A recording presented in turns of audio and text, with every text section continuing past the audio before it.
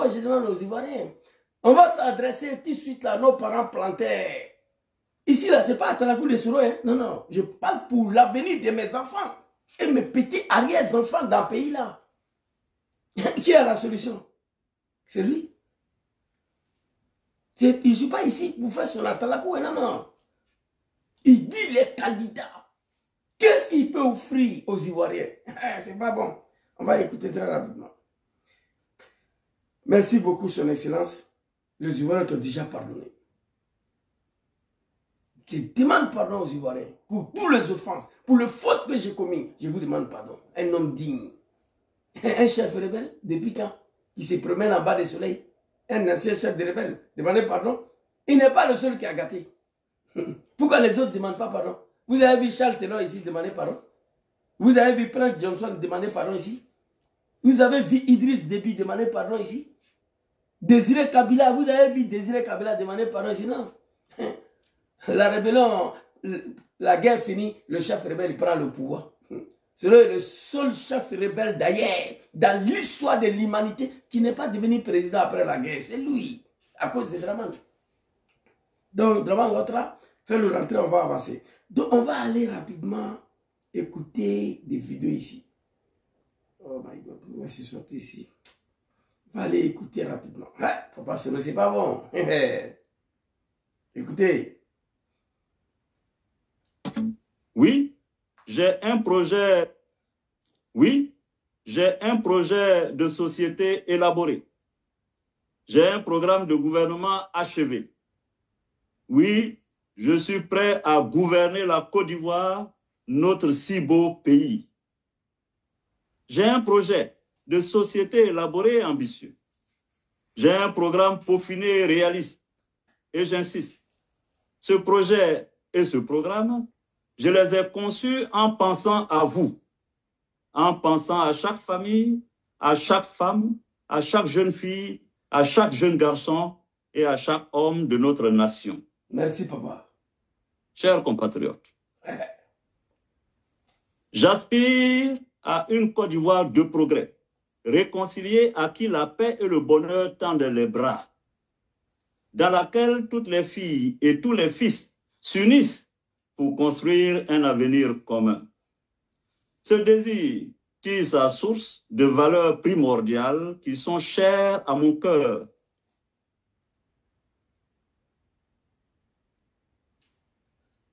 Alors, vous avez écouté, oui. Il a déclaré oui, et on va reprendre encore avant d'aller montrer les autres là. Oui, j'ai un projet de société élaboré. D'accord. J'ai un programme de gouvernement achevé. Merci, papa.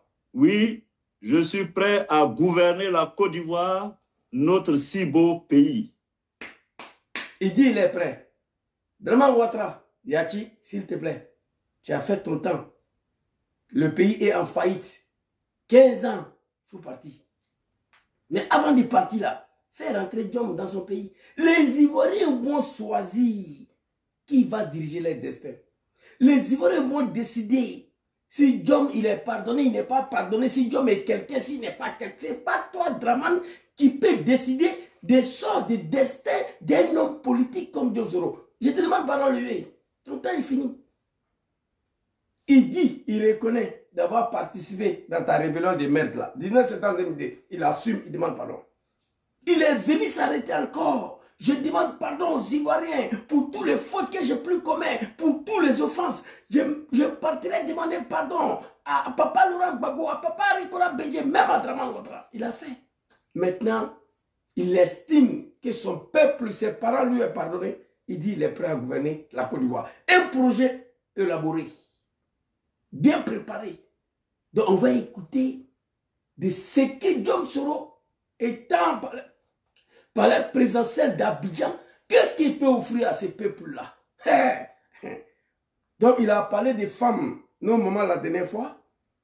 Hier, il a parlé d'agriculture pour laquelle nos pays est reposé. Donc on va écouter le discours et puis on va avancer. Papa Soro, allez-y. J'ai choisi de m'adresser à vous aujourd'hui sur le thème de l'agriculture. Ce n'est pas un hasard. Après avoir abordé les thématiques de la famille, Voilà. de la femme, de la jeune fille et du genre, il m'est apparu nécessaire de mettre l'accent sur l'agriculture en raison de l'importance de ce secteur dans la vie économique et sociale de notre pays. L'agriculture constitue non seulement l'un des fondements de notre projet de société, mais nous l'envisageons également comme un moyen d'atteindre l'équité et la prospérité. Cette thématique me touche particulièrement car j'ai la chance et l'honneur d'appartenir à cette noble corporation. On va prendre la deuxième vidéo. Et pendant mes 2 années d'exil, j'ai bûché, j'ai planché et ivoirien, chers camarades de Génération et Peuple Solidaire. Aucun individu, aucune famille, aucune société, aucune nation en ce monde ne peut se considérer véritablement libre et souveraine si elle est incapable de produire les denrées nécessaires pour satisfaire ses propres besoins de consommation. Chère population de la Côte d'Ivoire, chers parents de la Côte d'Ivoire, c'est votre fils qui est là. Écoutez. Écoutez. Écoutez très bien.